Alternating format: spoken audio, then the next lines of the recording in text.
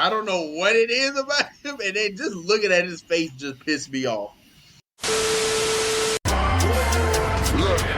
see them hating ass niggas talking, tell them niggas stop it. Move back, baby, run down Texas.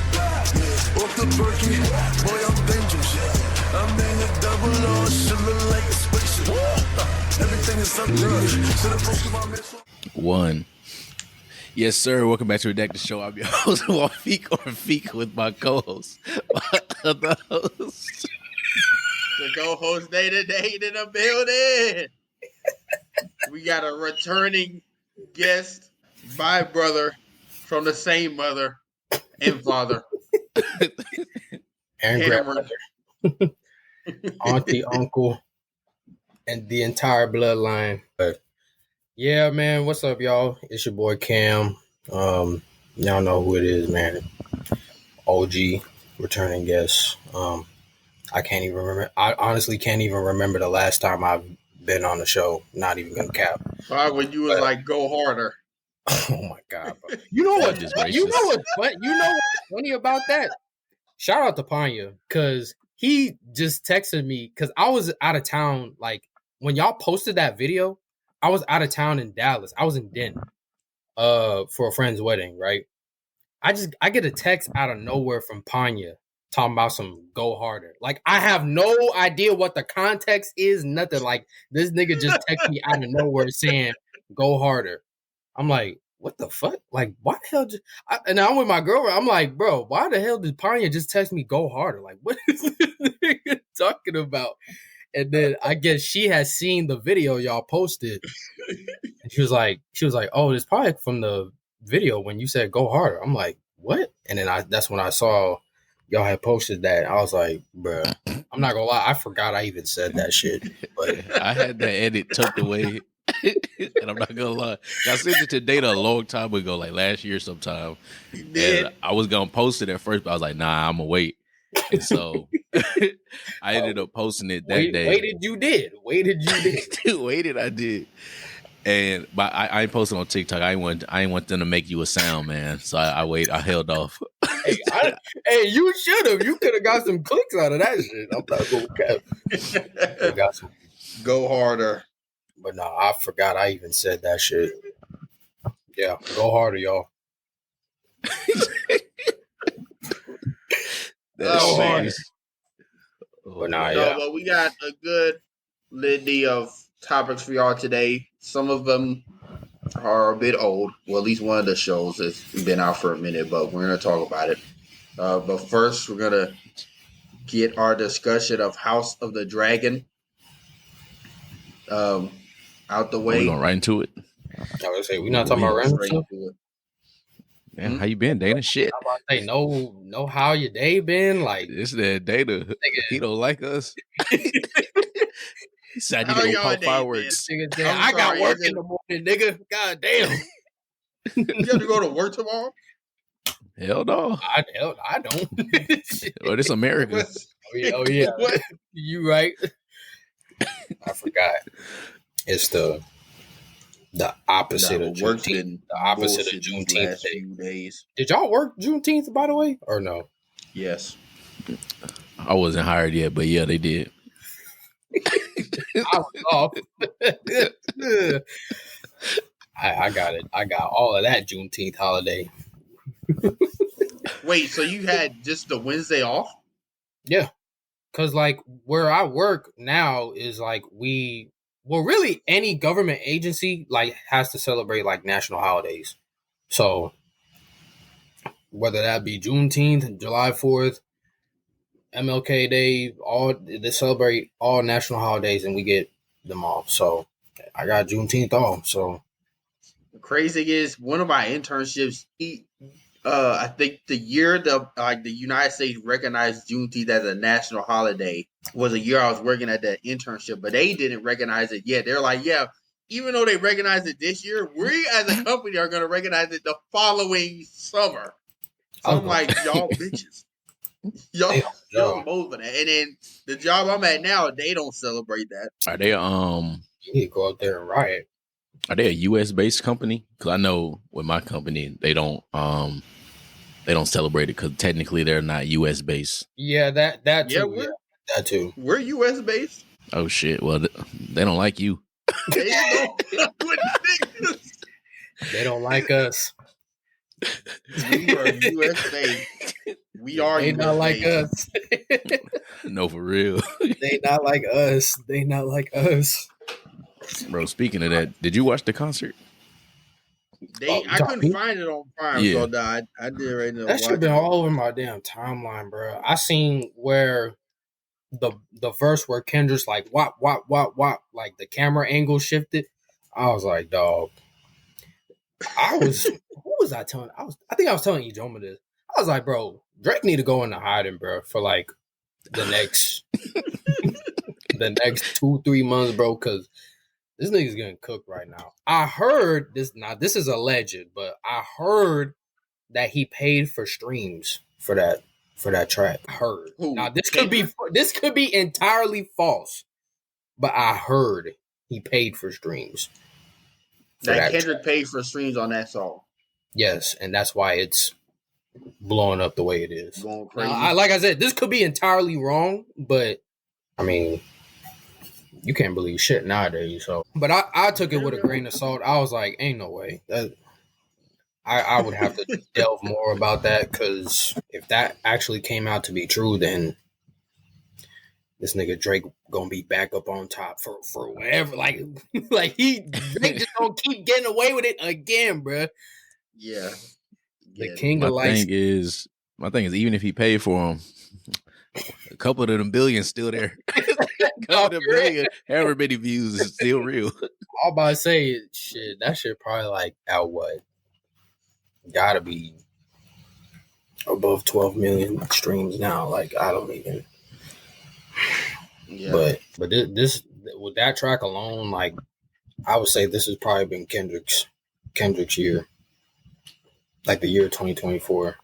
That might be a hot take, but hey, yeah. I think low key. I put in one of our group chats. I was like, I think this might be the best year of like music and movies since like 2016, 19 ish. Those 2 years of like entertainment. It was I say 2016 when like that SoundCloud rap era bursted up. I'd say definitely during 2020 when Uzi dropped Eternal Take. That some of them songs had niggas in a chokehold on that album, and then now I say it's like it's been like what 2016 2020 every 4 years. Here, let me find out. Now I'm playing. Damn. Every election year. Every election year, artists realize they got to turn up. Nah, bad. Like, all right, let's stir the pot real quick. They don't know if their money gonna get taxed higher or not, so they trying to make it back. The head of the music labels be trying to. All right, bro, we gotta. But rent is due. We gotta lock it. Yes. Rent is due. Yeah. And speaking of rent being due, let's go ahead and jump into this House of the Dragons. That was a terrible segue, but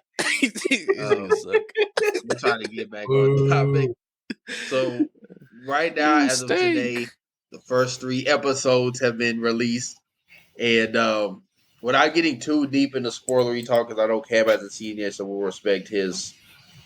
Fuck that nigga. We'll respect him by just not going too deep into spoilers, but damn, bro. So first of all, Criston Cole is gotta be like the king of failing upwards. Yes. I don't know what it is about him, and then just looking at his face just pissed me off. Every time he's the most he's just the most dishonorable person. There's no way he's part of the Kingsguard, and he's controlling all these things, influencing different people. And I'm just like, this nigga Criston Cole, something needs to happen to him.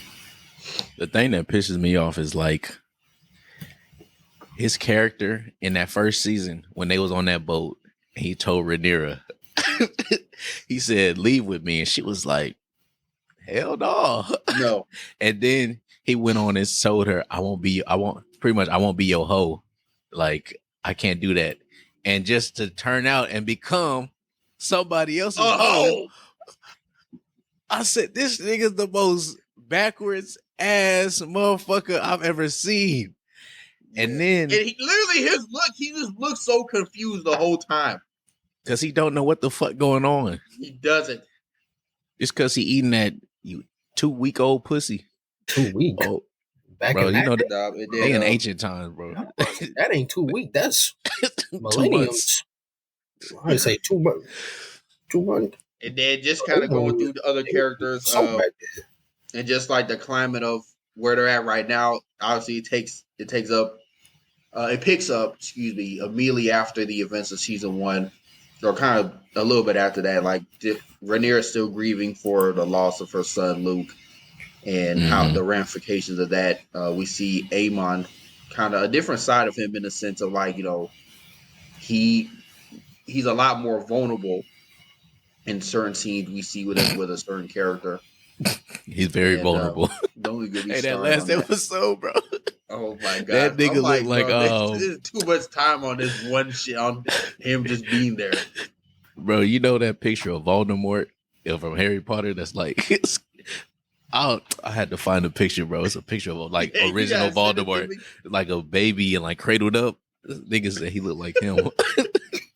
Hold on, I'm gonna text it to you after this, but yeah, we see that side of it. We also see like a different range of Aegon, like different sorts of Aegons in this, because we see one where he's really happy, and another one where he's grieving, he's angry, he's lashing out at different people, and different and doing different actions that are hurting the like his image in the keep, in the Red Keep in King's Landing and all that. And Otto Hightower is just like, the amount of shit I do for y'all niggas, and y'all dumb ass niggas just don't want to listen. So no, I think the main thing would, just to go more in Aegon's character, to me they're showing a range, but I feel like they're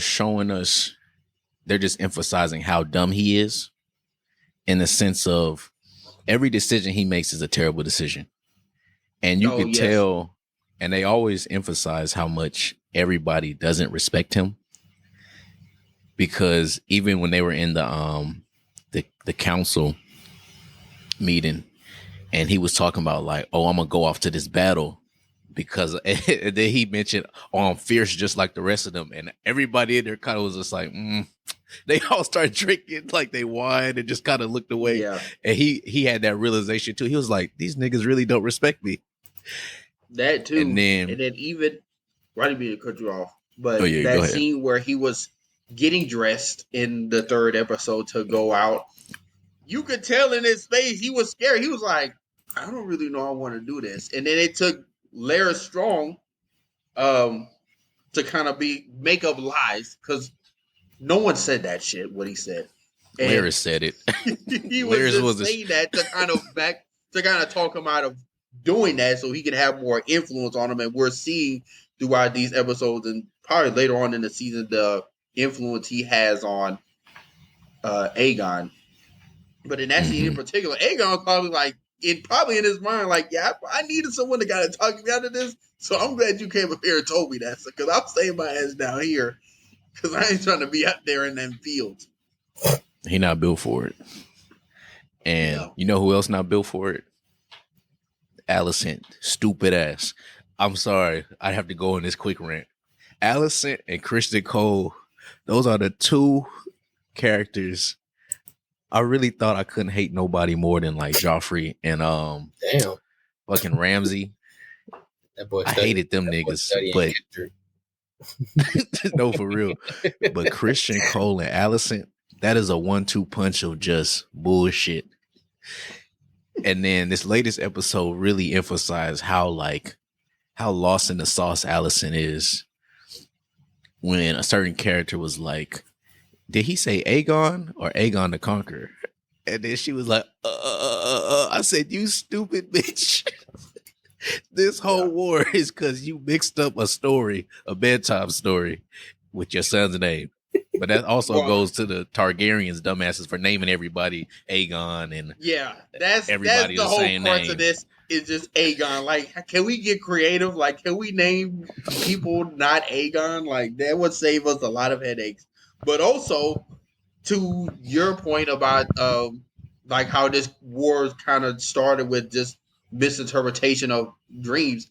This whole episode was really like the theme about just at some point it's gonna get to a point where no one's gonna remember where this war started, because some people may say it started with Luke dying from Aemon, or some people are gonna say it started with Alicent thinking Aegon was supposed to take the crown and he usurped it, or it started with Rhaenyra digging around with Howard Strong and Craig and having bastards. Like, it's gonna get to the point where who gives a fuck? Y'all are fighting and people are gonna die, and we saw that in the scene with Daemon going to Harrenhal and talking with the Lord of I think his name was like Simon Strong, but he was just saying like, no one's gonna, because he was talking about the Blackwoods and the Brackens who have like an ancient view. They just feud. beefing just to beef, and they were just looking for reasons to fight. And he's saying like, no one remembers why they are fighting. It's just sin begets sin begets sin, and it's just more war and people dying. So that's the whole theme of this episode, and we see that in different forms, especially kind of comes full circle in the end with that line of just Alicent being like, oh shit, maybe I messed up. I low-key caused treason. No, for real. She's just like, I don't have no power in the council anyway, so it's too late now. These niggas want to go to war. These niggas want to go to war. Y'all niggas want to go to war. Everybody want to go to war. And we got people like Rhaenys, Valerian, and Otto when he was still in the council like, look, guys, I know your niggas young, but back then when Jaehaerys ruled for a long time because there wasn't no war. He didn't fight anyone on purpose. He ruled in peace. Most of the people that wanted war, they didn't last long because everyone died. So we about to find that out real fast this next episode. Yeah. And what's his name? Daemon. He was fighting demons at Harrenhal, wasn't he?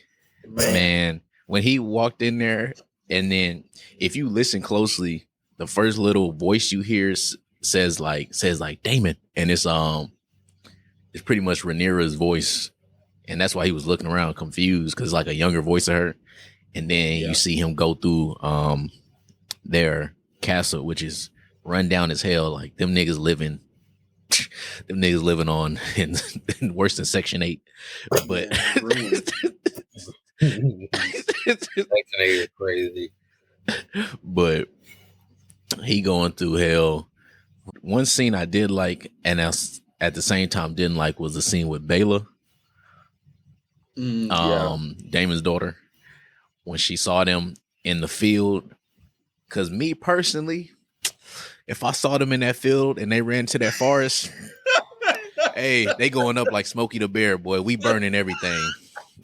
It's not a wildfire, nigga. It's scorched earth. Didn't do that. I'm very surprised she didn't do that. Now, we haven't read the books. We don't know what all has happened in the books and stuff like that, but I'm surprised she didn't do that. It's low-key good she didn't, because that would have created a whole other avalanche of war crimes and this other flagrant shit going on. It's too like, late, oh bro. my gosh, you killed the commander of the Kingsguard in the hand. Yes, nigga, I murked we that nigga. started war today. We already at war. I'm killing him, bro. Yeah, especially if I saw it was that nigga. Oh yeah, I'm Dracarys, boy. The whole forest up in smoke. Yeah, but without getting too much into sports, I'm sure we already tapped into a bit, but yeah, that's our discussion of House of the Dragons. Hopefully, Cameron can catch up. Oh, I'm finna watch it. I'm finna watch it tonight. What's a good little somebody I know slides me their shared experience. Catch my drift. Nah, I'm playing. Yeah, I'm gonna definitely tap into it tonight. I know I just haven't really been having the time to watch, or I haven't had the ability to watch Max stuff on Max stuff here. Like we don't have Max anymore, so. But that won't be the case no more. So yeah, yeah. But moving on to the next topic, The Boys currently is airing. Last episode we talked about the first 3 episodes. Now we're going to talk about the next 3 episodes, 4, 5, and 6. And we'll probably just go around and just talk about different characters, different scenes. But Anthony Starr, if he does not get an Emmy from this, he's acting his ass off. After this, he never will, because he's acting his ass off. Especially that episode where everyone took an L but him when he went back to his to his roots. lab, to his roots and burned them. Metaphorically, well, literally someone, but cooked them. Metaphorically was like rotisserie chicken. Rotisserie chicken, that nigga, bro. I was like, nah, because that acting. Cause I had text you, Dana. I said, I'm not gonna lie, this may be one of the coldest actors right now of our generation. I don't know, because I'm fully convinced he will snap at any time in real life. He said, DiCaprio who? Leonardo who? No, I'm playing. But I was gonna say, how do y'all feel about that scene? Like where that older lady came to try and like calm him down, and then like it didn't work. Like how do y'all feel about that entire scene? More so trying to calm him down. In comparison, like she was, I guess, low-key calling his bluff, because this whole Homelander's whole kryptonite is he wants to be loved, and he can't be loved by dead people. So if he's going around killing niggas, there's not going to be much people to like him, and he wants that attention. He just wants to be loved because he wasn't loved growing up in that lab. They were testing on him and treat him like a little experiment, which low-key was. Yeah. Shit, man. Not low-key. He is. High-key. Yeah. High-key. Yeah, and it was one dude on TikTok. I'm going to add the video after this. But he did an analysis on Homelander pretty much, and one thing he showed was that Homelander really doesn't kill anybody that's not afraid of him initially, or says they're not afraid of him, and doesn't like backtrack with it, because it showed this from the first season when Butcher was in there with, I forgot what the lady was who was pumping milk for Homelander, but it was that scene when it was in that house. And Butcher was looking at Homelander was looking at Butcher, and he was like, "You're not afraid of me? That's crazy." And then the lady, she had like the bomb, I think, strapped to her chest, and she was talking, and she was like, "I'm scared of you." And then Homelander immediately like killed her. And then, oh yeah, I remember that. And then then he talked about the scene with what is his name? Gus. I forgot his real name. I'm saying Gus because that's from Breaking Bad, but y'all know what I'm talking about. Juan Carlo Esposito. Yeah, something like that. Oh, yeah. Oh, Stan Edgar. Yeah. When they was in the office, and he was just like, and he was pretty much like, bro, Homelander, you're nothing to me. Yeah. He was like, you're a tax liability. Homelander didn't kill him there. And then it just showed different scenes like that. Then it showed her scene, because she was the only scientist that walked in and was like, you're just having a tantrum right now. Yeah. Now, granted, he did traumatize her ass. He did. He sure did. He sure did.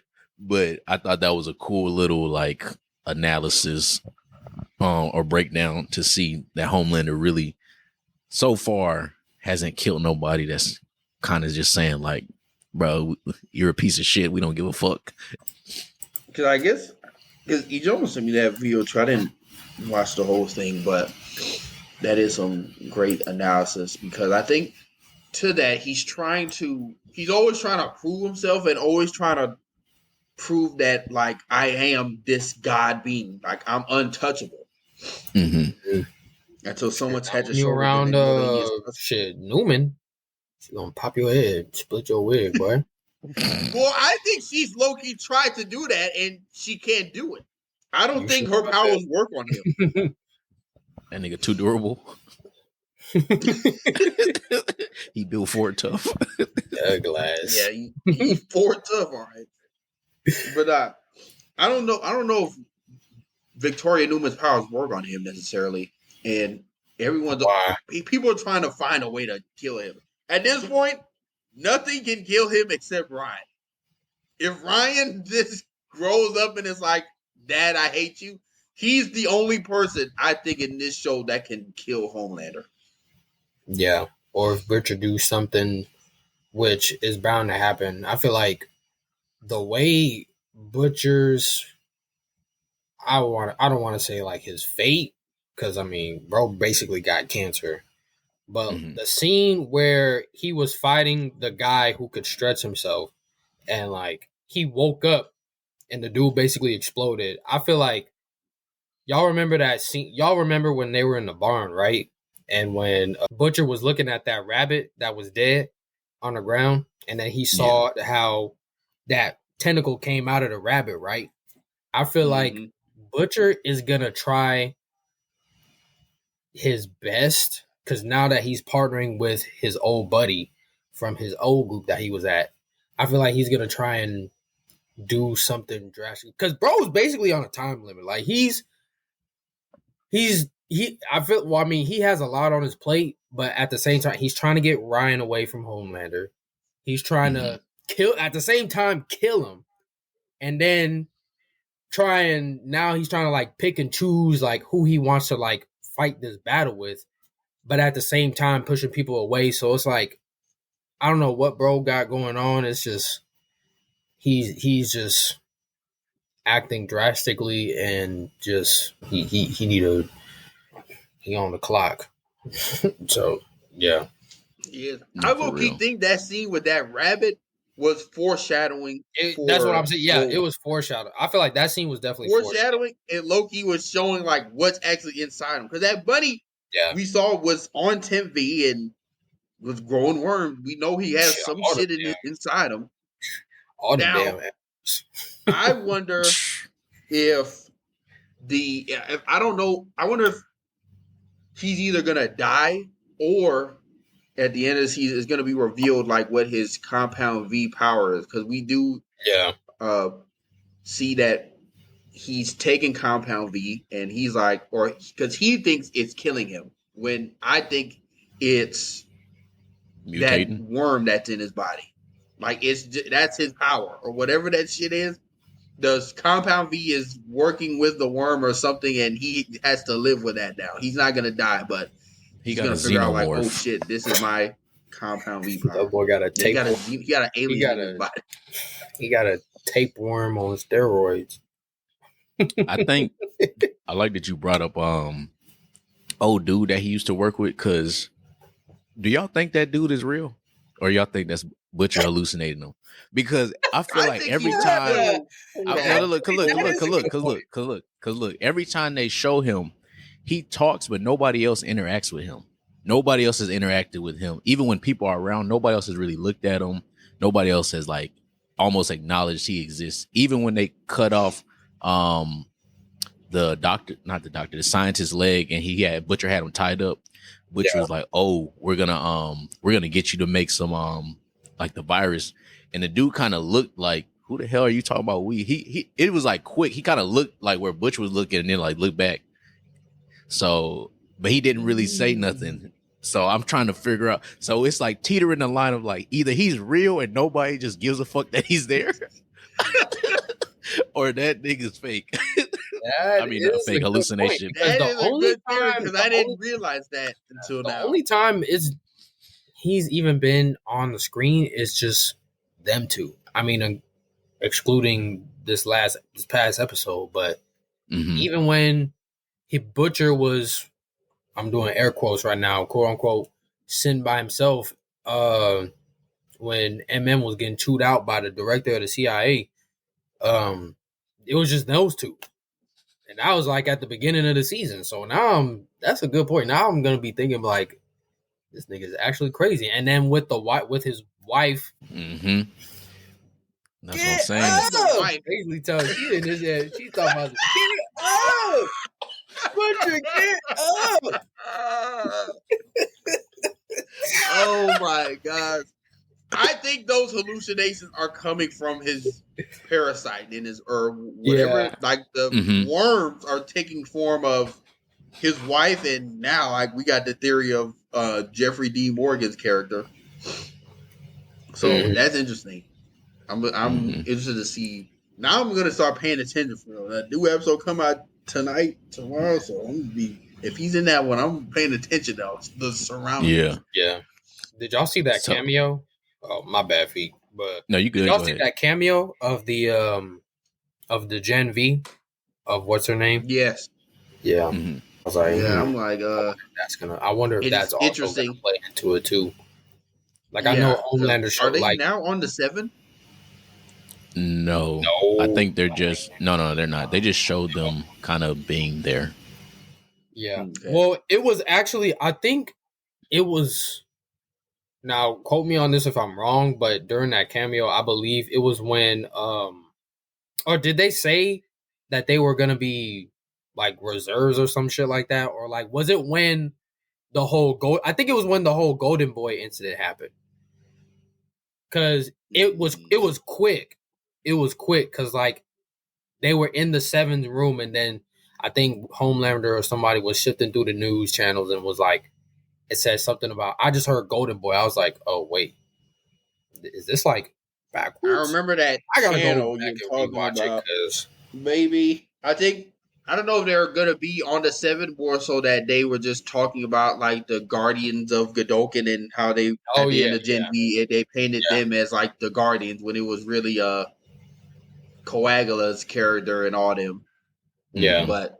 Yeah, I'm interested to see if they have a big role in this. Obviously, we see the virus come back, so this kind of helped line up the timelines of Gen V and this season of The Boys.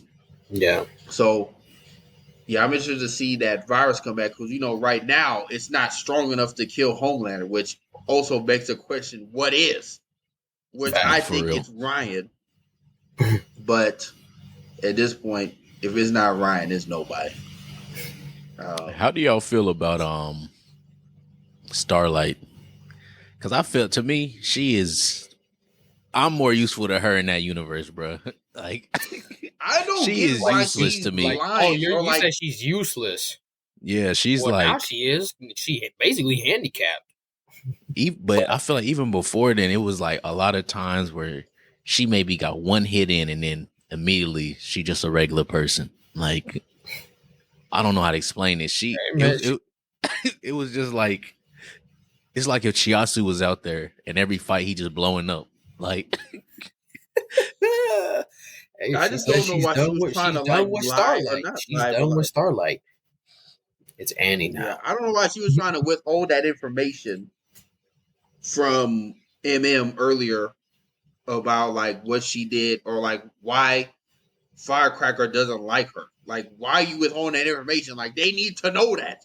Because she's going hella hard on you, and she got you acting completely different on that TV. That was crazy. Also, that Firecracker character she's hilarious, but she's low-key starting to piss me off in the sense, like, ain't no way you bringing in God with these conversations you're trying to have about Starlight and abortions and all that. Bruh. No, for real. Like, no, even when she was like backstage with MM and Butcher, it was like, oh, we're gonna leak this this DM of you talking to a child. She was like, let's she was like, let's stir the pot. I was like, what? Yeah, and then she like, basically what? I was like, what? This bitch. And then she spun the pot. She was like, no, she doubled down. She doubled down. Like, guys, I was like, I was hanging this act. And with the help of Ezekiel, I was able to praise God and repent for my sins. And they ate that shit up like some damn they ate frosted that shit flake. up. I'm like, what? Oh, Nah, that yeah. shit. Well, that also shit. showed, like, Firecracker may be, like, a character, like, in the sense of she may be, like, doing a lot, but she's low-key smart. Like, she knows what she's doing. Yeah. She knows her audience. She knows exactly. She knows her audience. Even when we first got introduced to her at the convention, like she's just trying to sell a dream, quote unquote. And it's just like she knows whose attention she can grab and who can just rally behind her. Like it kind of just reminds me of niggas who support Trump right now. I ain't trying to get political, but it's just like, bruh, that's just what it reminds me of. And it's just like, these niggas will die behind this girl. It's just crazy. And she's part of 7. Like, it's crazy. Nah, I think it was funny when people first started the season. It was like, why is the boy so political now? I was like, bro, it always been like this. Y'all barely realize though that these jokes are about y'all. It's always has, yes. Yeah, this season they're not pulling any punches with like targeting certain groups. Even in Gen V, they low key were very upfront with who they were making fun of. Yeah, bro. When they were doing the fucking the Vault Expo, whatever, was trying to almost like a Disney Expo. Oh yeah. When them niggas said we have different viewership for our black audience and our white audience. And it changed to the brown. It changed the beer to brown. I cried. I said, "Nah, this is we hilarious." Got this. Them niggas said we basically for our white viewers we have the vodka, and then for our black viewers we got Hennessy. Like, bro, yo, about to piss me off right now, bro. That shit had me crying laughing, bro. I said, "Ain't no even fucking when way." they had that like, bro, that black themed, I guess, channel in their little Bot Plus. Wasn't it like Black Addict? Yes, yeah. Black Addict, Grace A Train, and Black Noir. Bro, they said we have two. They said we have two black characters and one baby. You mean Sister Sage, right? Sister Sage, yeah. Her character is also interesting to me too, because especially with like the whole lobotomy subplot, I'm like, oh my goodness. Yeah, no, that was crazy. And you see the deep. Hey, bro, when that reporter dude was like, "I'll send that octopus off on a plane," I knew the deep was gonna start tweaking out. Oh yeah, he was like, "You went." Damn, nigga, again, bro. Oh, well, I can't tell you off the deep.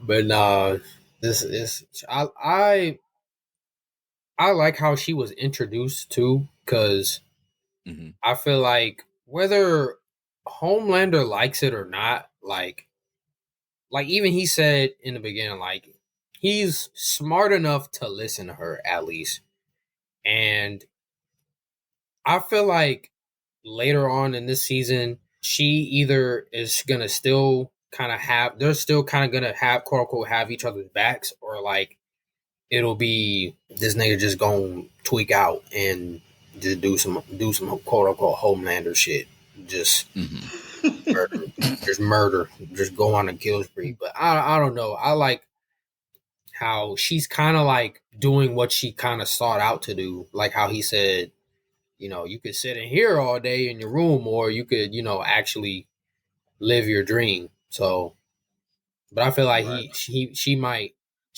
feel like she definitely has something up her sleeve still in these next coming episodes. So, hopefully she don't find out about A-Train, even though they did. They now have somebody as a. I feel like she low-key already knows. She knows. She already knows. She knows. I feel like she knows already. Because the way she was like hemming his ass up, like got that nigga A-Train. When she was like, when she was like, "Dang, I guess the data just ran out there, just ran out." Yes, he made that. She knows. Like, She knows. She You're knows. busted. You're busted, nigga. You're caught. You're caught. That nigga A-Train just looked at her, smiled, and said, turned back. I said, Yeah, nigga, you about to die. Yeah, you're done. You're done. You're done. You're done for the season, bro. Oh my gosh. Could y'all imagine Homelander with Sister Sage's smart? Nigga. The show would be over. That first season. Show would be over. Over. Should be one episode.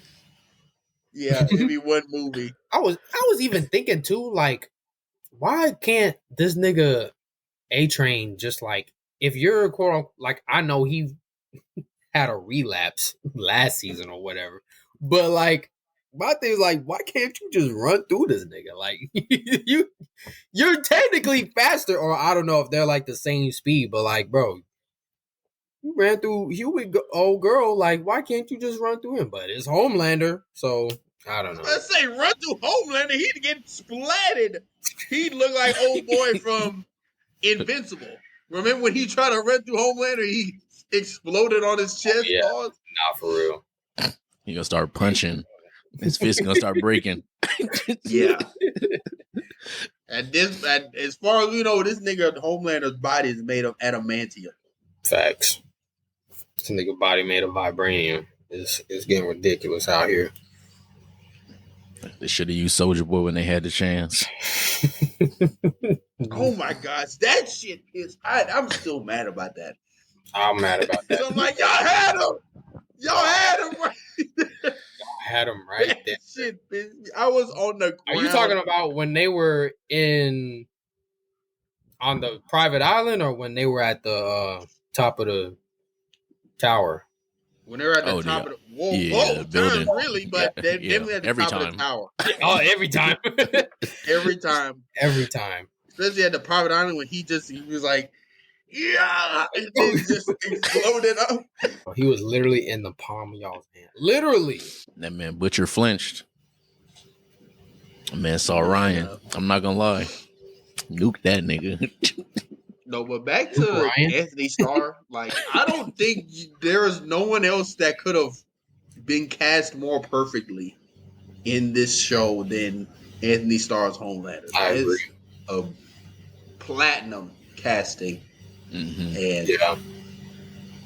And man, he's acted his ass off. Everyone is.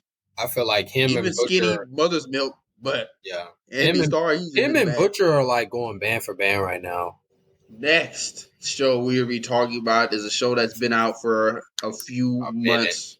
I think, yeah, it's been out for a minute, but Cam wanted to come on here and talk with us about it. The Fallout series that was released on Amazon Prime. All episodes came out at the same time, I believe. There was no weekly release of it.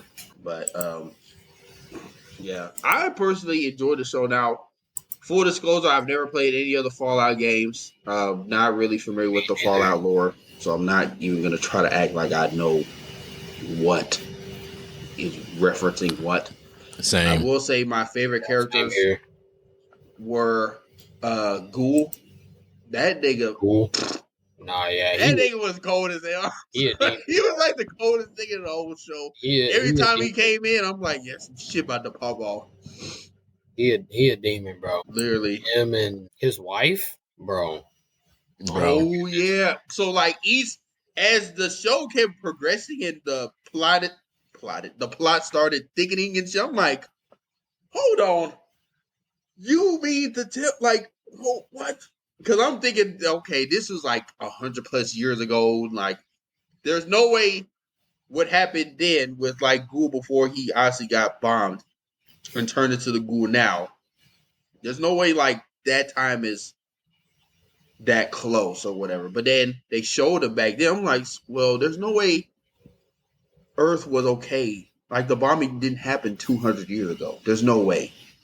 Unless the radio, like unless the way Ghoul is right now, it just mutated him. Now we do know he's a mutant, and all them ghouls are mutants.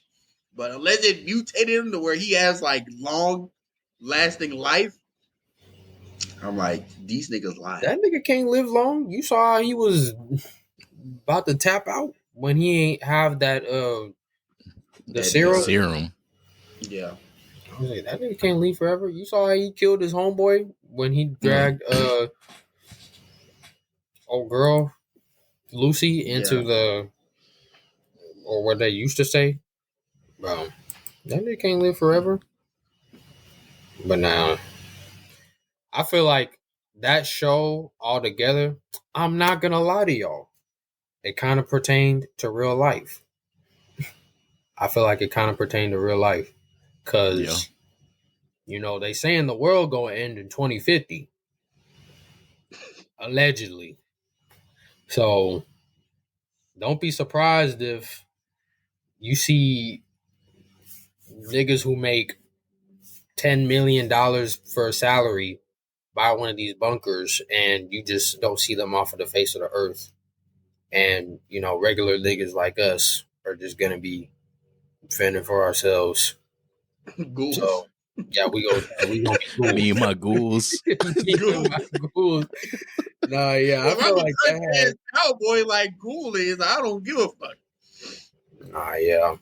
Shit, the way, Project 2025, that's all I'm gonna say. Y'all niggas need to lock the fuck in. Lock the fuck in. That's all I'm gonna say, bro.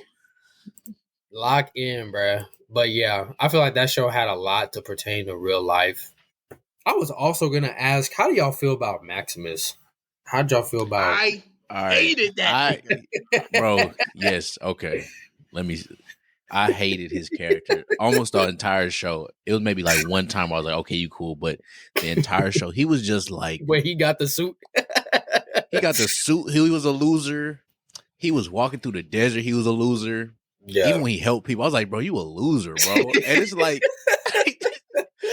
and I know they tried to, I know they tried to spin the, oh, he was bullied shit. I said, nah, bro, you still a loser, bro. Even when they explained it, I said, I don't feel sorry for you. I ain't gonna lie.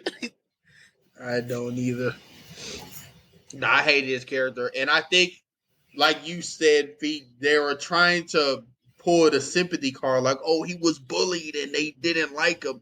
Well, the nigga was still a loser before then. He was being bullied because he was a loser. And even after, when he got some power, he was just being a dickhead. And he didn't learn his lesson until like the very end. I'm like, he's too much of a dickhead when he got his shit in this show, just to for me to really like him and for y'all to switch it and just be like, oh, he's okay now. I'm like, nah, I can't. I hate his character. He was just lying. Like, he honestly, when you don't have power, and then when you have power for the first time, especially something like that, then you're gonna act different. And then especially with him, where he didn't come from anything, that was a complete example of like when someone who doesn't come from anything is treated like shit and does terrible things. Even when he cut up his friend just to go out on that mission to be treated more like shit and then get the suit and just fuck around, he wasn't worthy of that. They say he didn't do that though. Yeah, he did that shit. I don't care what the show say. He did that shit. They talking about his friend did it to themselves. Nah, he did that shit. And I will say, even though I didn't like his character, I will say I think he was a good, like Dana was saying, I think he was a good written character in the sense of like the way the show goes. It tried to make everybody almost a great character outside of a few people. And I think he was a very good gray character. It was like, okay, he was bullied. I can see why he would want to act like this, but at the same time, I can't rock with you, dog. I feel like that was his own fault. That was his own fault too when he got his shit took. Like, bro, why did you tell him who you were? Like when they were sitting at the campfire and it was like, I got something to tell you. Like, bro, why would you do that, bro? Like, bro. Hey, and then the dude was like, oh, I can't believe I let you brand me. Like, bro, when he raised the mask, I know he was like, I know niggers. Is this a nigger telling me what to do. Nah, that was crazy. I was like that. I'm like, why the fuck would you release your mask knowing this is the nigga that bullied you? Y'all didn't spend enough time for him to feel bad enough. Yeah, that kind of got me thinking. Like, if the previous Knight Titus that Max was Squire for, like, if that's how he got the suit, because I feel like he high key would have got away with that shit if he just didn't reveal himself. Like, because you know how they were just passing him squires left and right. Even when he went on the intercom and was like, "Oh, my squire died in battle." He was like, "Bro, we can just get you a new one, bro. Like, you good? Yeah. Like, like, bro, you green, bro. We just get you a new, like, just recycling them niggas." I'm like, They bro, was Amazon Prime shipping them niggas. Bro, next day delivery. them niggas got Amazon Prime. Same day shipping, bro. Same day shipping. Same day For shipping, real. same day delivery. Free shipping, bro. Free shipping. It's crazy. That shit was crazy, bro.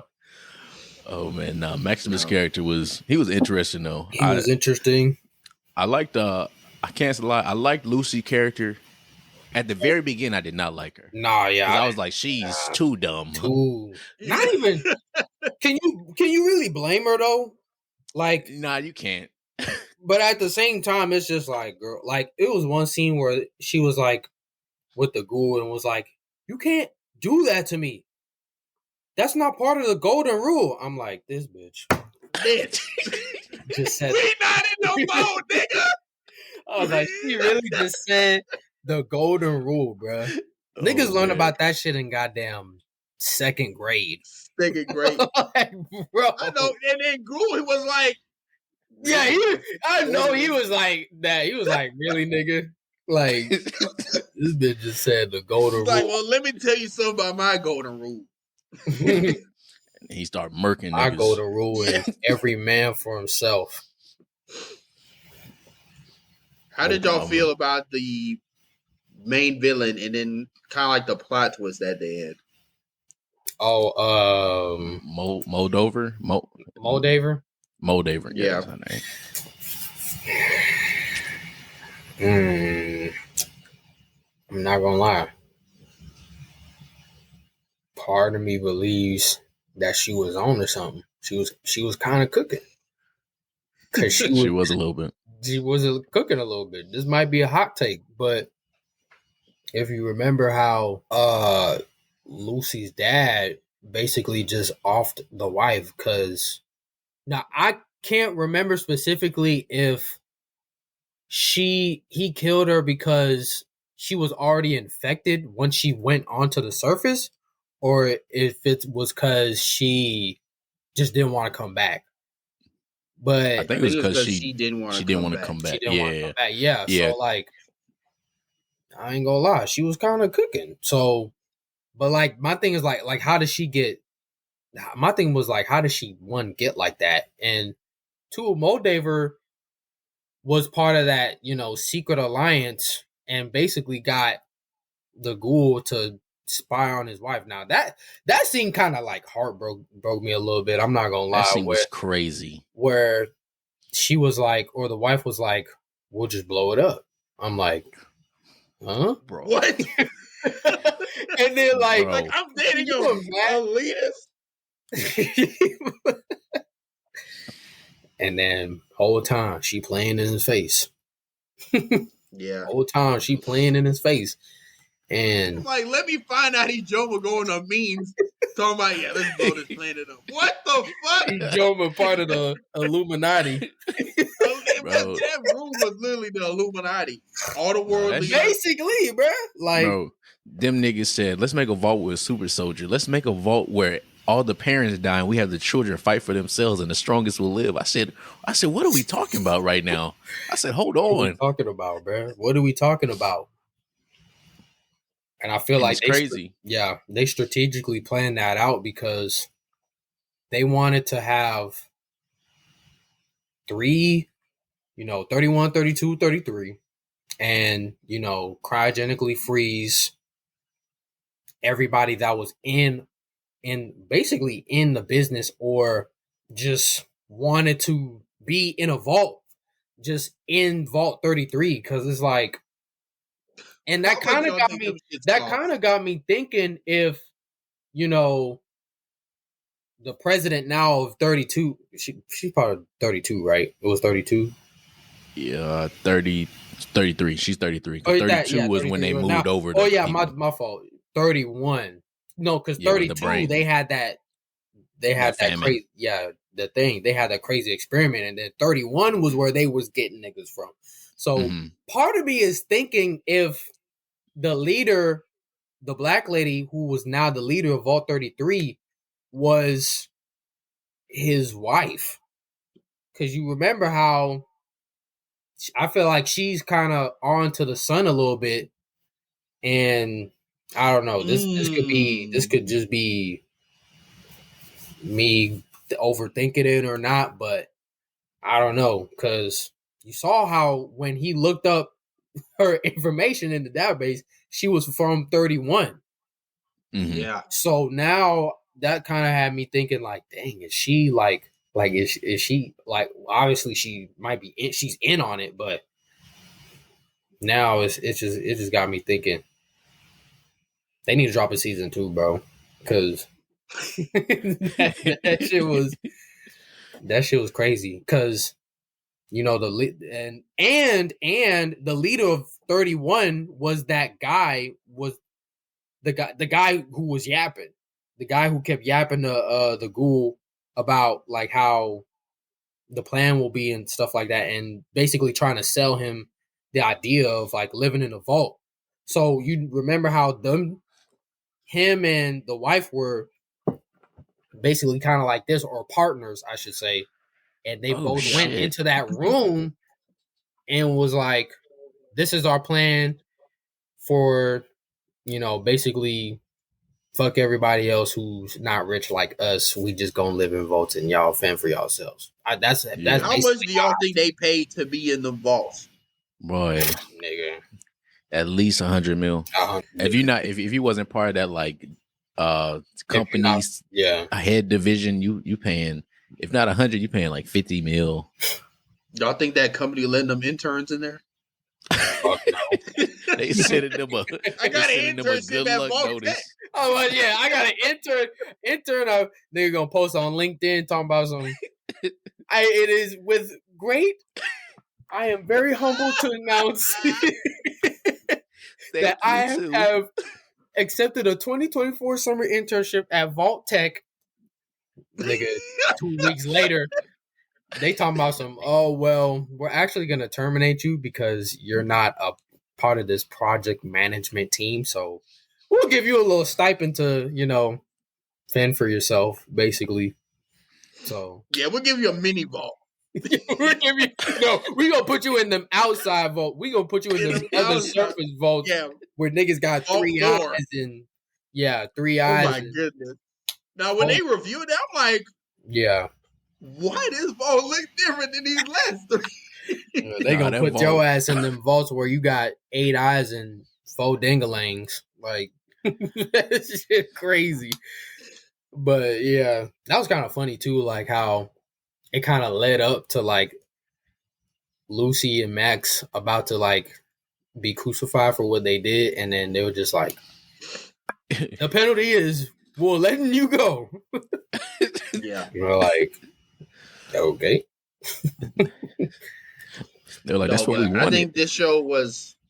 I'm sorry if we got to be cut off, but I was gonna say, I think this show was a great example of good storytelling. Yeah, good show writing and show running, and just great casting. Like everything was really good about this show. Obviously, we all say we hated the Maximus character, but I think we were made to hate him, which just goes back to good writing and fleshing out that character and stuff. So, he was acting too. It was a great show, and I'm excited for season 2. Yeah, or is it announced, or are they? I think I don't know what they think they announced, did, but they're more than likely going to have a Probably, season I was 2. about to say that cliffhanger they left off of that is where would y'all feel like that would kind of lead into? Since now that Lucy's following the ghoul, and I honestly like her character development throughout the entire show because it was really good. It was really good. I feel like she was probably one of my favorite characters because she just like kind of, it took her a little bit, but at the same time she was like, she kind of realized like, oh yeah, shit, well, I'm not in the vault anymore. And then even once she got the dude's head, he was like, you'll want to go back to the vault, but will you be the same person? So now I feel like she probably don't even want to go back in the fucking vault anymore because she done found so much shit. And the brother is trying to dig up dirt on, the entire Vault Tech and the entire Vault 31. So they probably not even going to want the same things that they used to anymore. So, yeah. Yeah, when they, on that final episode or the episode before the final one, when the brother went into 31 and it was that brain, and then it closed the door on him, I was like, you're not leaving. I'm not going to lie. Yeah, he was like, yeah, you're not leaving, bro. You know too much. I would have punted that motherfucker. I said, we'll see. I would have did, what's that kicker for the Ravens? Oh, Justin Tucker. Justin Tucker, nigga. Tucker. I really liked that show. It was very good. A very good binge. That shit had me wanting to play the game. For real. Like, whoa. But no, yeah, definitely a 9 out of 10. 10 out of 10 show. For real. Hop to it with season 2. That's all I'm going to say. Almost like you said something else. But with that being said, we're going to go ahead and go into our next segment. Cameron, this is your first time being a part of this, so we're going to explain the rules. This is our Like It, Love It, Redacted segment. We're going to list off some story headlines, rumors that we've rounded up, and we're going to see if the group likes it, love it, or redacted. So the first one, Demon Slayer Mungan Castle Arc movie trilogy has officially been announced. Do we like this, love it, or redacted? Redacted. I'm not gonna lie, it's been a fat minute since I've watched any type of anime. I've kind of taken a hiatus. So I don't even know if I have the vicinity to like it, love it, or redacted, but I guess for the sake of being positive, I say I'll like it. I have high hopes of liking it. Yeah. I mean, why do you say redacted? Because they're making 3 movies. You finished this whole manga. You know what happened. They're making 3 movies for a final arc. Well, you could say final 2 arcs if you want to be specific. I was about to say, it's one arc. This is canon, right? Yeah. It's the last arc. You could easily have made this season, because this season was only 8 episodes. You could easily have made this season 18 episodes, 24 episodes, and then done a movie at the end, and then you're good. And then that saves time. For one, that keeps people engaged. So then when a movie comes out, it's like, okay, I got this movie to look forward to. But you're doing 3 movies, 3 separate movies. Unless the movies are coming back out every 2 weeks, if you have to wait 3 to 4 months, 5 months between each movie, you're going to be waiting a year and a half for all 3 to be out. I mean, you could kind of argue that Attack on Titan did that, but not in movie form, but just with egging on them. Oh, season 4 final part. Like, bro, just drop the entire shit, bro. Like, goddamn. Yeah. But give the audience what they want. Attack on Titan better, so it don't matter. I'll give it a leeway. I do put AOT above Demon Slayer. Yeah, but only reason I say I don't like it too is because Demon Slayer has definitely started milking these movies. Because even the last movie they did was just the last season And then the first episode of the new season, that wasn't a movie, that was a recap that you could have watched on Crunchyroll by yourself. Facts. And niggas went and paid money. I was not niggas because I knew better. Yeah, I ain't scammed. But yeah, that's my kind of viewpoint on it. I feel like when movies are gonna be good, I don't doubt that. Like, I'm gonna watch them once they go on Crunchyroll. I'm not paying, or I'll go on a Sunday when it's like $3. I'm not paying. No, I'm not paying above $10. We gotta talk about this shit. Yeah, I'm not paying above $10 to watch it. I know that. Yeah, all points are very valid. Next headline: Kevin Feige confirms Fantastic Four is set in. Goodness gracious, I cannot read. I'll start this over. Kevin Feige confirms Fantastic Four is a period piece set in the 1960s. He also teases that the film is set in an alternate universe in the main Marvel Cinematic Universe. Do we like this concept, love it, or redact it? So this is a new Fantastic Four movie, right? Yes. When is the release date on this again? Or when is it being teased, quote? Probably next year. Well, not release date, but I mean, like, they'll probably do some teasing next year. Yeah. But I don't think it's coming out till like 26 or 27. Actually, yeah, I think I would say love it. I feel like Fantastic Four has been having some not so good runs. I feel like this might be the time. You know, they say third time's the charm, so hopefully these niggas get their shit together, or Marvel in general gets their shit together with this movie and gets the right cast, gets the right, you know. I feel like a lot of people don't talk about chemistry as well when it comes to like actors and like how they mesh well within a movie. So I feel like that also is a big factor that has in that. Like I just feel like they just need to get their shit together, because Marvel has kind of been on a not so good run. Yeah. Only because it's niggas don't understand that it's not Avengers. Like, of course, nobody really gonna be tapped in for real if it's not. They don't even know who gonna be on the new Avengers. Yeah, exactly. Like, niggas don't know who gonna be on this new one. So, shit. They're just trying to figure out who to play Kang and shit, bro. Like, bro. It's getting ridiculous. But I'm gonna say love it, because I have high hopes. Okay, see? I'll say love it just because the actors they have involved, because they got Pedro Pascal, they got I forgot his name from Bear, but cousin from the Bear, and I like the cast, so I think they'll do pretty good. So I have semi high hopes for the movie.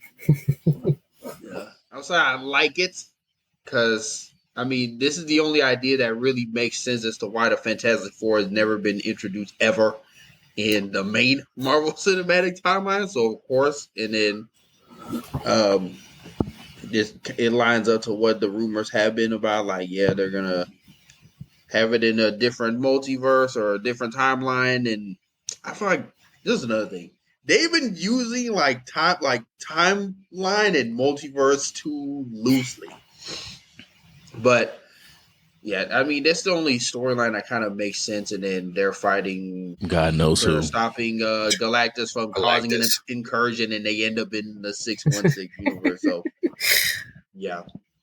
Next one, Batman: The Caped Crusader trailer has released. The show is set to release August 1st. Damn, that's in a month. Dang. Shit. From what we've seen, and because have y'all seen the trailers?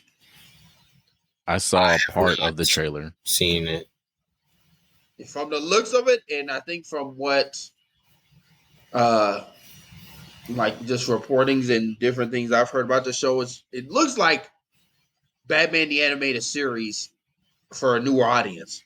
Yeah, and it's set in like the 50s, 40s, kind of sort of. I know they got Tommy guns. The animated series, they got them Tommy guns and all them shits and them whimsical ass vehicles and shit. So I like it. I'm gonna watch it.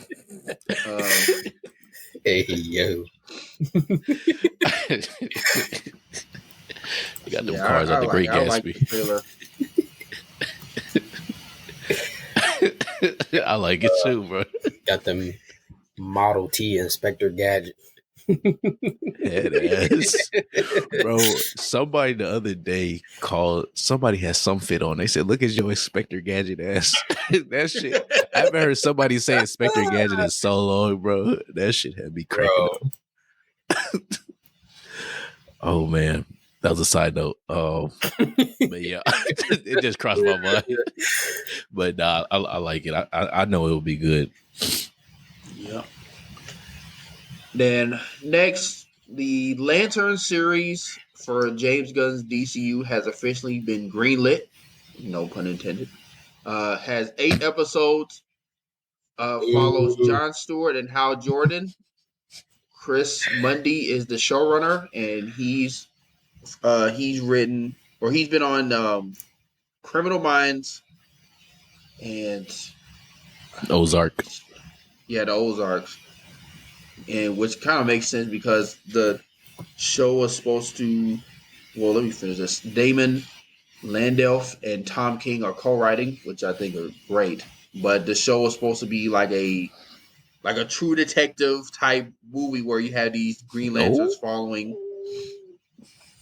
or not movie, but show. It's supposed to be, it's supposed to be like a True Detective, Criminal Minds type movie where they're trying to figure out something that's a darkness that's lurking in the universe that is supposed to set up the bigger bad in the DCU, which I remember James Gunn talking about in his like little DCU release party back during the pandemic times, like in 2021 or 2022 something. But yeah, I like it. I like that the showrunner fits the theme of the show. He's familiar with it, and I also like that they have comic book people writing these shows. Again, what I've been preaching, Pete, you know this. What I've been preaching. They got niggas that know the material, and they got niggas that know the theme. So I believe these 3 individuals are going to do Hal Jordan and Jon Stewart justice. No pun intended. And I love this. I'll say I love it too. Have y'all seen True Detective before? I would suggest whenever you have time, watch that first season and that 3rd season. Because the first season is the one most people know because it got Matthew McConaughey and Woody Harrelson. And the 3rd season has Mahershala Ali in it. I just know it got him in there, but yeah. But that show, if it's anything like True Detective, it's gonna be a 10 out of 10 show. Because that show was insanely good written. Some of the best acting I've seen on TV. So they said that I'm gonna keep my hopes minimum, but I have high hopes. Yeah, what do you think about this? Like it, love, redacted? I'm gonna say like it, just based solely off of the fact that I feel like people sleep on. So yeah, I say like it. Yeah, like it. I don't know why because I like there's like a green. What were you saying? I was saying I like it with high hopes. So I like it. But what were you saying? What I was just saying was like there's a Green Lantern for everybody.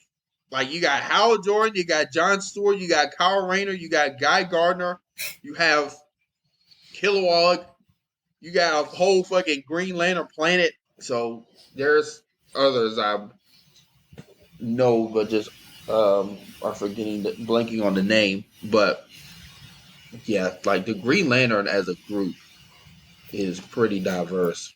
Yeah. But honestly, we know who the staples are. Yeah, we know who the real deal. Quick, who would y'all fan cast as Hal Jordan and Green Lantern? It's Hal Jordan? As Hal Jordan? I'm on the spot right now. Hal Jordan.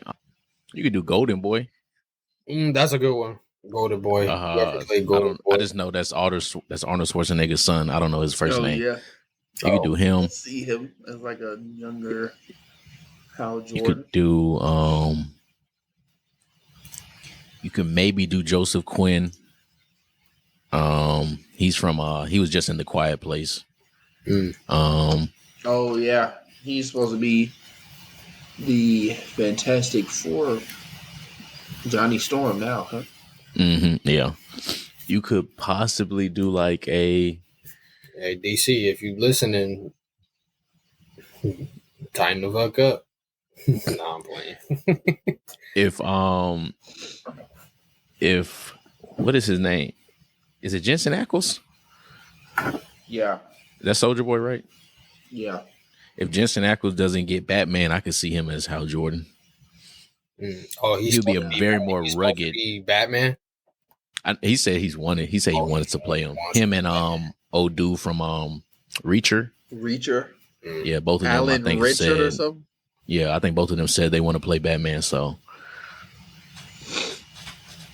yeah, yeah, I like those. I would also say the guy who plays Aemon Targaryen. No, I'm playing. Hell no. His chin a little too strong. That face a little too strong. I'm trying to think who. Jensen Ackles is a good one. Ryan Reynolds? No, I'm playing. You never touched that shit with a 10-foot pole.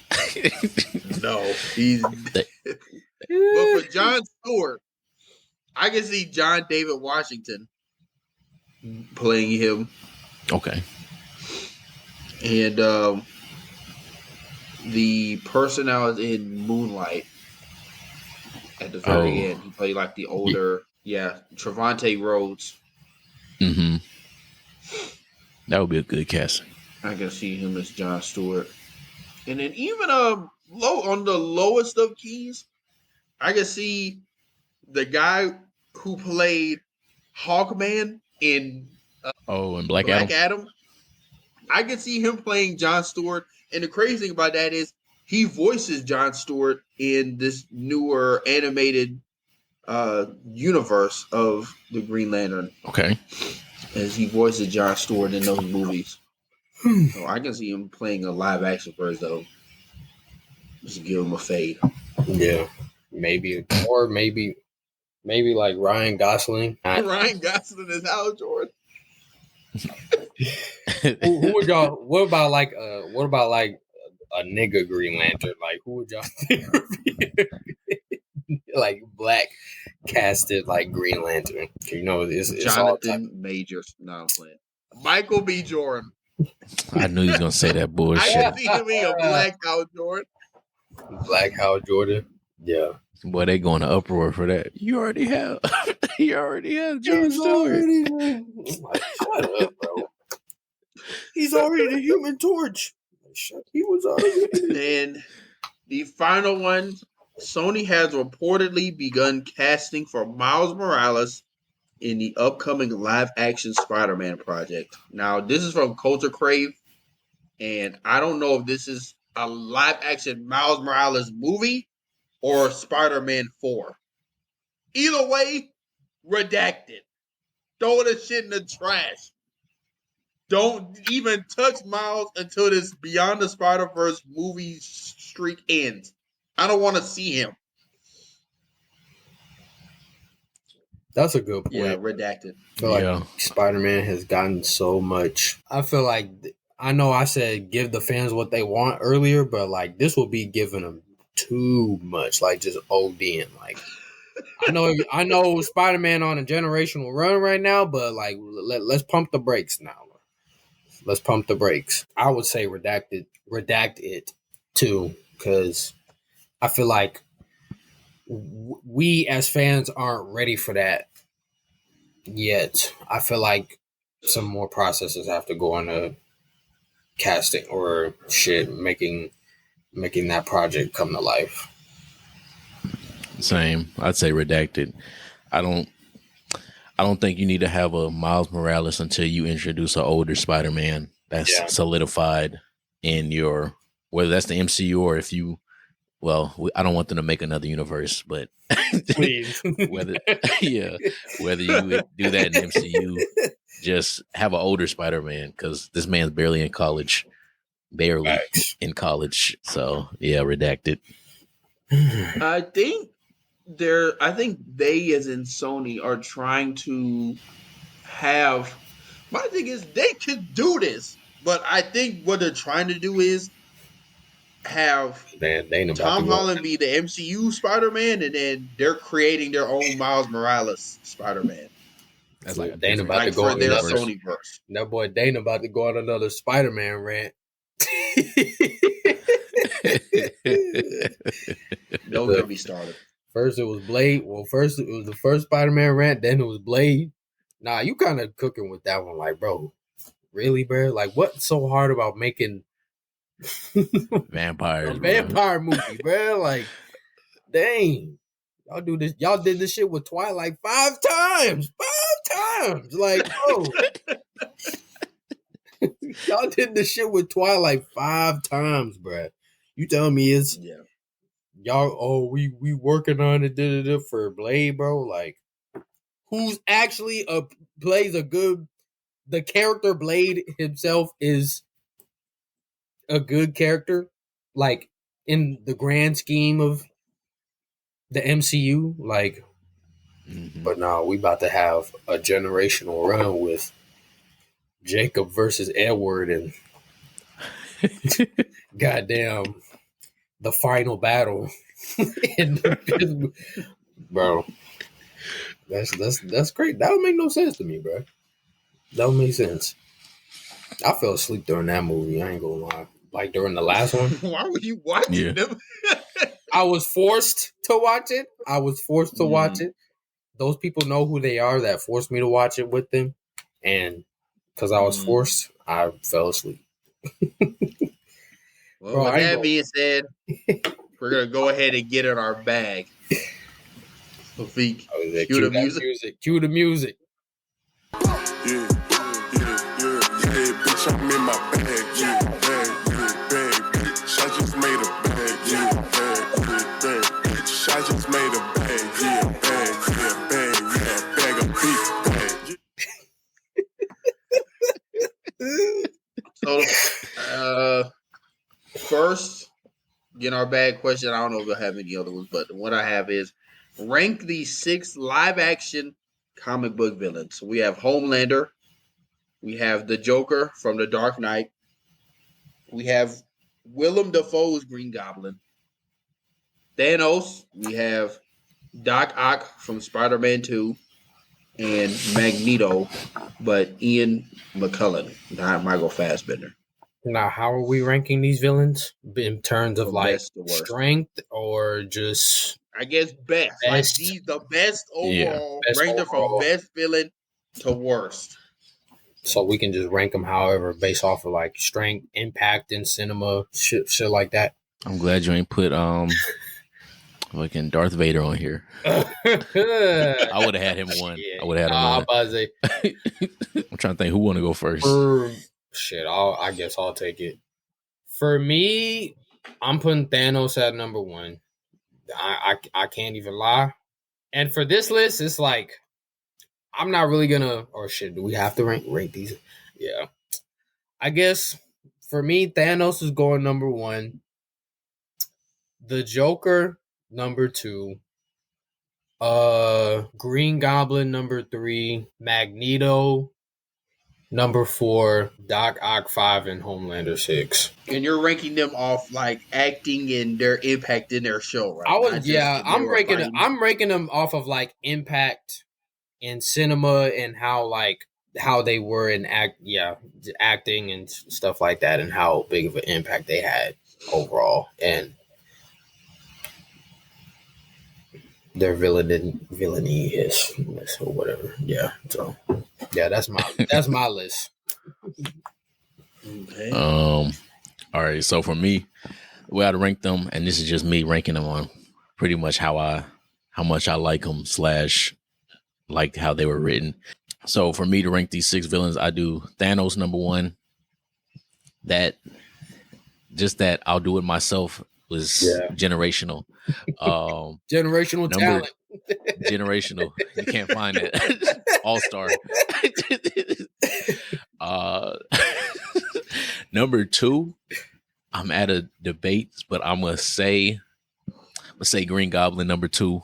That run, that run from OG Spider-Man to him whooping Tom Holland. I said, okay, I said, William Dafoe, you're different. You're different. Yeah. 3, I would say the Joker. That performance by Heath Ledger is stamped. Yeah, stamped. Every time he came on screen, I was scared for my life. I'm like, holy shit! Like I felt the fear that he was about to do some crazy shit. Yeah, you felt that fear when he was looking at Two-Face on that disc. Yeah. Like how the fuck you ain't know that nigga have his face covered? Like, bro, I get your face half your face is gone, but bro, come on now. Nigga was wearing a COVID mask. Like you saw that paint on his face. Saw that damn paint on his face, bro. Oh man. But yeah, stamped. Okay, this is where it gets tricky. 4, I'm gonna say Doc Ock. I would have changed it to Homelander, but I'm gonna say Doc Ock because I already said it. So I'll say Doc Ock. Then 5, Homelander. 6, Magneto. If it was, what's his name, Magneto? Michael Fassbender. If it was Michael Fassbender's Magneto, I'd change it. I'd put him higher. You don't think Ian McKellen is? You don't feel like he's stamped either? He's stamped, but his Magneto is very good. But I think Michael Fassbender's Magneto just added a certain element of like that backstory more so because granted Ian McCullens, they couldn't really do as much backstory with those movies because he was already old. But with Michael Fassbender, they could kind of explore that young Magneto, look at more of his trauma and everything. So I feel like that one was written a lot better. I feel like with Fassbender, he like a D1 crash out Magneto. Yeah, where exactly. Like Ian McKellen, he's like a dark and evil, and I'm Magneto. Like he's like he don't have that same like I'm about to tweak out type of energy. You don't have that same aura. He don't got that aura. He don't got that aura. Yeah, man, he don't got the aura, man. Yeah. So I agree with you on Dana. So my list, I'd have to say Thanos 1, Green Goblin number 2, and Joker number 3, but they're very close. Yeah, it's like a race. Willem Dafoe's Green Goblin and Heath Ledger's Joker, like those are two people you felt them in the movies. Like they were just as compelling as the main hero. I would put Green Goblin 2 because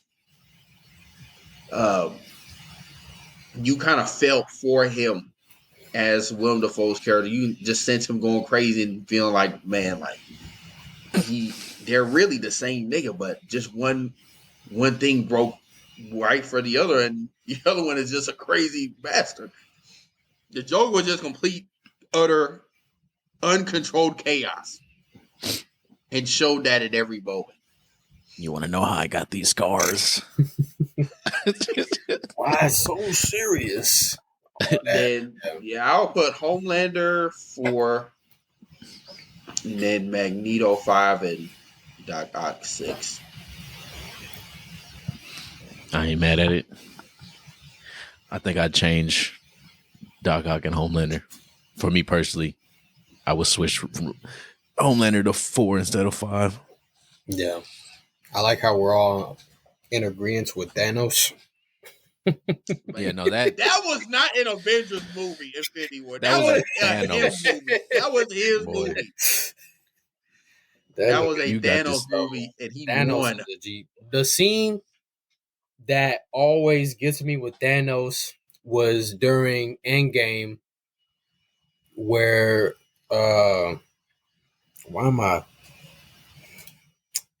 what's her name?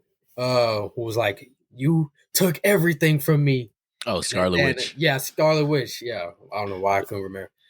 You took everything from me. He was like, bitch, I don't even know who you are. That's one of the best lines. I was like, nah, bro. This nigga is a G, bro. Thanos is G. That man. I don't even know who you are. I don't even know who you are. And then that man sat down and waited for the fade. Sat down and waited for them to come beat him. Bro. Like he almost knew. He knew that was coming. Nebula was like, "Are you gonna go get it?" Right. Nebula was like, "Are you gonna go get it, father?" Right. He said, "Nah, they'll bring it." Sat down. Yeah. Kicked his feet up on your crib. This nigga took his shoes off and put his shoes on your couch. He said, "What y'all gonna do?" You got niggas making memes of that shit now. Thanos sitting on the porch. Off the porch, Thanos. Bro. Nah, Marvel still has yet to replicate that kind of villain. I think the closest they've gotten was the High Evolutionary. Yeah. In Guardians 3. I'll say him, and then I feel like if they bring back Ultron, I was gonna say Ultron. I think it could be close. Yeah. It'll be a close second. Ultron had the quotes. He did. And he just needed a little more time. Mm-hmm. So if they bring back Ultron, which they should, because he's too good of a villain to leave dead. So they bring him back. I think he can be up there. But with that being said, we're going to go ahead and go into our final segment. Redacted rules. No other getting our bags. Rule to live by to close out the show. So we're going to go ahead and give it to our guest, Cam, to give us our redacted rule. Man, I was going to say, I was kind of thinking of one too before, but I've thought of multiple. But I'll just keep it simple and just say, stay down for the come up and don't give up. It may seem... Pay what it costs. It may seem like everything ain't going your way, but good things come to those who wait. And you're going to be on top soon. And stop dodging the process. Stop dodging the process. Accept the challenge. So yeah, you're gonna have to get uncomfortable. So yeah, that's all I'm gonna say. Yeah, you have your redacted rule. I thought we were just gonna sit with that one. You might as well, because mine is not good as topic. Yeah, that one was good, man. I was good we're with gonna that go one. ahead and close out on that great note. Cam, thanks for sharing the time and coming on the show with us. Really do appreciate it. I appreciate y'all having me back on here. It's been a IG tags or anything you want the audience to know about you that you want them to follow. Y'all can follow me on Instagram, Twitter, Instagram at CCAMGG. At Twitter, it will be at C or X. Follow me on X at CCAM Gilmore with 2 E's at the end. I'm not saying that shit out. Y'all know how to spell Gilmore. Y'all know how to spell. Y'all know how to read. So yeah. Yeah. Follow me, I guess. Part-time producer, I guess. Don't ask me to send beats because I'm not gonna send you them. So I'm not sending beats for a while. So I do that shit. Send us our intro back, please. Yeah. You have it. What are you talking about? You talking about Send it sending? again. You have it. Send it again. And with that being said, it's been your boy Dana Dane. It's been your boy Wafik. It's been Cam. And we out. Peace. Peace. Recipes call me, I'ma show 'em how to shoot. On the 4-5, jump in the ass, my crew. Yeah, I'm stepping with a fed, keeping all of the hoes on mute. Pull up park, could be yellow with a brew. 48 for a quick burst. Crazy 8s in the back, yeah, the trunk on hot like a cue. 40 on me when I'm in the backseat. Blotter, paper pre-cup. Chris make juice to the drop like Chain came with a clean plate, came with a sink. The Parator came with a mate. Tricones white like paint. My hoe by the hoe, cause she know it's my king. Hit on my side, cause I drop a song. Then you should hit up the link. The phenotype came from the pink Colombian thing. Yeah, the genetics unique. Set it up right on the beat. I'm teaching the hoe like I'm Play-Doh. I got the veggies like by the tomato. You got a basic hoe making Alfredo. I put a bag on